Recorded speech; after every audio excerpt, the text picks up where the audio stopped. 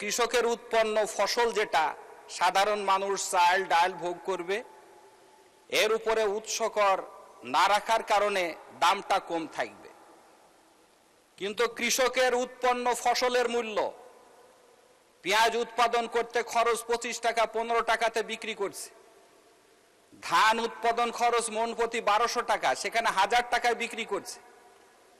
কৃষকরা জানতে চায় এই বাজেটে তাদের উৎপাদিত ফসলের ন্যায্য মূল্য পাবে কিনা।